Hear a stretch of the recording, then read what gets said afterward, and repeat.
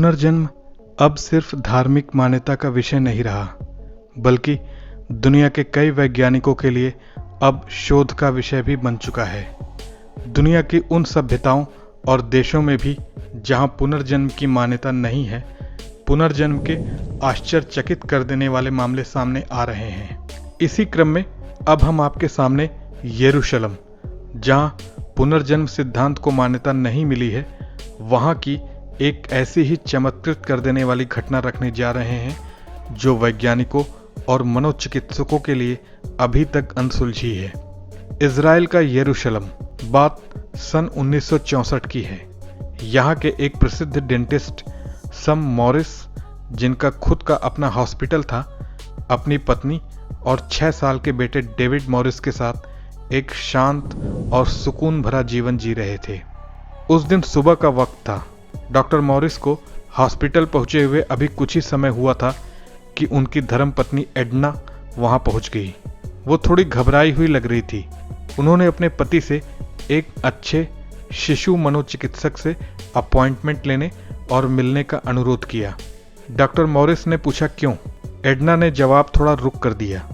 मैं डेविड के बारे में सोचकर चिंतित हो रही हूँ, क्योंकि आजकल वो अपने स्वाभाविक ढंग से बातचीत नहीं कर रहा है। उसे एक प्रकार की समाधि सी लग जाती है और वह मुंह से लार गिराने लगता है और साथ ही साथ जल्दी जल्दी मुंह से कुछ बड़बड़ाने लगता है। एडना की आवाज में थरथराहट थी, जिसे डॉक्टर मॉरिस ने महसूस भी किया। एडना ने आगे कहा, वह अन्य बच्चों के साथ और घर लौटने पर आपसे तो स्वाभाविक तरीके से बात करता है, पर मेरे साथ उसका व्यवहार बदल गया है। मुझे ऐसा लग रहा है कि वह जानबूझकर मुझे तंग करने के लिए ऐसा करता है, और गुस्से में आकर मैं उसे दंड देती हूँ तो उसकी लार टपकने लगती है और उसके मुंह से काफी तेज गति से बड़बड़ाने की आवाज आने लगती है। उसे किसी विशेषज्ञ के पास लेकर चलना ही होगा, नहीं तो बच्चा मानसिक रूप से विकृत हो जाएगा। अब तक एडना की आवाज थोड़ी भारी हो चली थी। दोनों आंखों के कोनों से अश्रुबूंदें झांक रही थी, मानो लुढ़कने के लिए अनुमति की प्रतीक्षा में हूं। डॉक्टर मॉरिस, जो अब तक बड़े धैर्य से अपनी पत्नी को सुन रहे थे, बिल्कुल शांत भाव से उठे। उन्होंने अपने सचिव को उस दिन के सारे अन्य कार्य, मीटिंग्स, अपॉइंटमेंट्स स्थगित करने को कहा और अपनी पत्नी के साथ हॉस्पिटल से बाहर आ गए।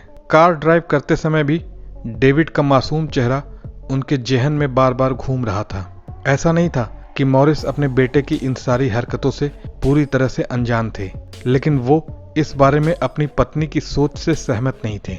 उन्हें पूरे प्रकरण में कुछ अजीब लग रहा था, कुछ ऐसा जिसे समझने के लिए उन्हें थोड़ा समय चाहिए था। इन्हीं सब उधेड़-बुन में कब वो घर की दहलीज पर आ गए, उन्हें पता ही नहीं चला। अंदर पहुंचने पर उन्होंने देखा कि उनका बेटा डेविड उनके शयन कक्ष में प्लास्टिक और लकड़ी आदि के टुकड़ों को मिलाकर एक दुर्ग बना रहा था। यह सब देखकर श्रीमती मॉरिस को क्रोध आ गया। उन्होंने उसे झिड़कते हुए कहा, मैंने तुम्हें कितनी बार कहा है कि केवल अपने कमरे में खेलो। इस तरह से तो इस कमरे में बिछे हुए पूरे कालीन का सत्यानाश हो जाएगा। लेकिन इन सब के विपरीत डॉक्टर मॉरिस का ध्यान अपने बच्चे द्वारा बनाए जा रहे उस ढांचे की तरफ था, जो आश्चर्यजनक रूप से उन्हें जाना पहचाना सा लग रहा था। उन्होंने अपनी स्मरण शक्ति पर थोड़ा जोर दिया और अचानक एक चौड़े घन के प्रहार के समान उनके मस्तिष्क में वो कौंध गया। अरे, ये तो ध्वस्त हुए ओरिजिनल होली टेम्पल का मॉडल है।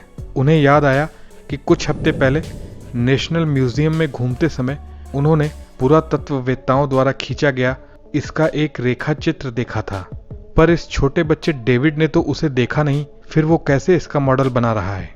डॉक्टर मॉरिस दबे पांव आकर अपने मौन बेटे के पास पीछे की तरफ बैठ गए और धीमी आवाज में पूछा, डेविड बेटा, क्या बना रहे हो?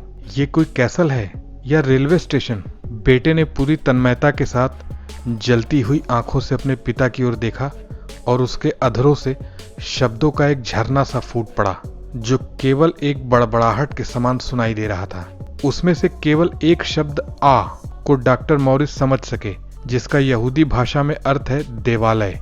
इस दौरान बच्चा उसके द्वारा निर्मित भवन की दीवार की ओर लगातार उंगलियों से निर्देश देता रहा। डॉक्टर मॉरिस ने अपनी पत्नी से तेज आवाज में कहा, जल्दी करो, टेप रिकॉर्डर लाओ। उनकी पत्नी जल्दी से इसको लाने के लिए दौड़ी। एडना के दिमाग में चल रहा था कि शायद बच्चे के अस्वाभाविक व्यवहार का रिकॉर्ड किया हुआ नमूना मनोचिकित्सक को दिखाने के लिए टेप रिकॉर्डर मंगवा रहे होंगे। टेप रिकॉर्डर ऑन होते ही उस पर नन्हे डेविड के स्पष्ट और उच्च स्वर में उच्चारित शब्द टेप पर अंकित होने लगे। उसमें आ शब्द को वह बार बार बोल रहा था। अचानक बच्चा उठा, अपने नन्हे से पांव से ठोकर मारी और लकड़ी के उन चौकोर टुकड़ों को उसने बिखेर दिया। उसके बाद वो विचित्र तरीके से हंसा और तेजी से भागकर अपने कमरे में घुस गया। श्रीमती मॉरिस ने शिकायत भरे लहजे में कहा, देखा आपने कितना बिगड़ गया है डेविड। डेविड, जल्दी यहाँ आओ। शरारती लड़के, जल्दी से इन टुकड़ों को समेटो, नहीं तो ठीक से पेश न आने पर आज आइसक्रीम नहीं मिलेगी। डॉक्टर मॉरिस ने टेप की रील को निकाला और सीधे अपनी गाड़ी नेशनल म्यूजियम की ओर दौड़ा दी। उनके पुराने मित्र और उस समय के नेशनल म्यूजियम के प्राचीन पांडुलिपि विभाग के हेड डॉक्टर ज़वी हरमन ने मॉरिस को देखा तो खुशी से उनका स्वागत किया। उस जमाने में डॉक्टर हरमन पवित्र देश इजराइल के इतिहास के सर्वोच्च अधिकृत जानकार व्यक्ति थे। साथ ही प्राचीन शिलालेखों और चमड़े पर लिखी हुई प्राचीन पांडुलिपियों को पढ़ सकने वाले एक प्रसिद्ध विशेषज्ञ भी थे। डॉक्टर हरमन के केबिन की टेप मशीन पर उस रील को मॉरिस ने लगा दिया और प्ले का बटन ऑन कर दिया। डेविड की आवाज एक छोटे लाउड स्पीकर से आ रही थी। उस आवाज के शुरू होते ही उन्होंने डॉक्टर हरमन से कहा, इसे सुनिए। आश्चर्यचकित हुए डॉक्टर हरमन के कहने पर मॉरिस ने उस टेप को बार बार सुनाया, अलग अलग पिच पर सुनाया और तब तक सुनाया जब तक डॉक्टर हरमन ने कुछ सोचते हुए अपने होंठ भींचकर तेजी से लिखना नहीं शुरू कर दिया। ये आवाज प्राचीन हिब्रू के जैसी सुनाई दे रही है। ये कहते हुए हरमन ने उस निस्तब्धता को तोड़ा। डॉक्टर मॉरिस हमेशा की तरह शांत और उत्सुक थे। हरमन ने अपनी बात जारी रखी। हमारी वर्तमान भाषा से उसके बहुत से शब्द मिलते जुलते हैं। इसी वजह से हम प्राचीन पांडुलिपियों को आसानी से पढ़ लेते हैं, लेकिन उसके कई शब्द, रूप, विभक्तियां, उच्चारण, शैली और व्याकरण बहुत ही अलग किस्म के हैं। फिर भी मेरे हिसाब से मैंने इसे पढ़ लिया है। सुनो, वो इस तरह से हैं। इसमें एक बादशाह अपनी प्रजा से कह रहा है कि मेरे कहे अनुसार चलो, मैं तुम्हें गौरव की ओर ले चलूंगा। फिर डॉक्टर हरमन ने मॉरिस की ओर देखा और पूछा, इसे आपने कहाँ से रिकॉर्ड किया है? ये किसी ड्रामा में अभिनय करने वाले पेशेवर कलाकार की आवाज मालूम पड़ रही है।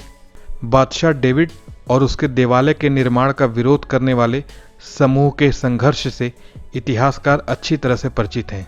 विरोधियों ने इसका निर्माण कार्य पूरा होने से पहले ही बादशाह डेविड को इस योजना का त्याग करने के लिए विवश कर दिया था और इस महान कार्य को उसके उत्तराधिकारी सम्राट सोलोमन ने पूरा किया था। थोड़ा रुककर हरमन ने एक घूंट पानी पिया और अपनी बात जारी रखी।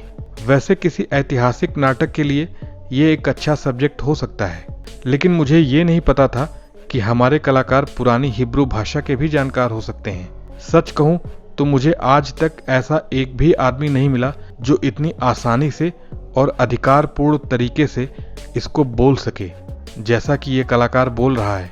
लेकिन ये है कौन? एक गद्देदार कुर्सी पर लुढ़कते हुए डॉक्टर मॉरिस ने एक लंबी सांस ली और कहा, मेरा बेटा।